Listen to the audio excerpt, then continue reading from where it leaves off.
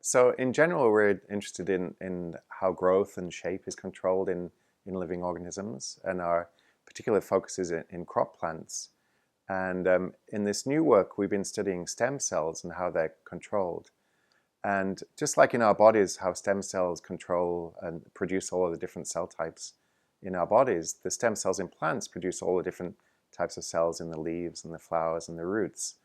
And so in this new work, we found that actually the leaves, the developing leaves, send a signal back to the stem cells to control their growth, which is really a new finding, a very, very exciting one.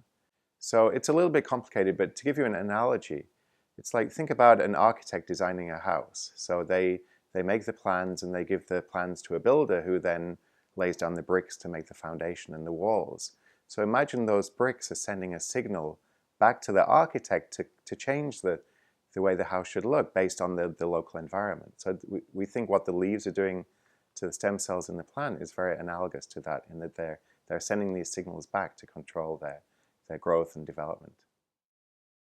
So in this figure from our paper, we have pictures of the ears of corn from a mutant that we studied that we call Phe3. And you can see in panel I of the figure, the Phe3 mutants make a lot more stem cells. They're false colored in yellow in this figure. And you can see that compared to panel F, the stem cell region is overgrown and they're over-proliferating. So when those ears develop, shown in J, the mutants make ears that are smaller than normal and actually have less seeds. So the Phe3 gene that we identified encodes a type of protein that we call a receptor. And these receptors sit on the surface of cells and they respond to signals that are moving throughout the plant.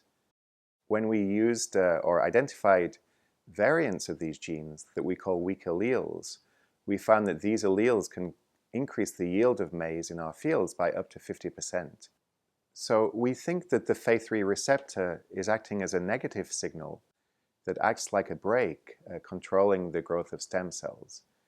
And so when we make a weak allele of Phe3, that brake is released slightly. The stem cell growth is increased a little bit, and it can make more flowers and more seeds. And this explains how we get increased yield in these ears of maize.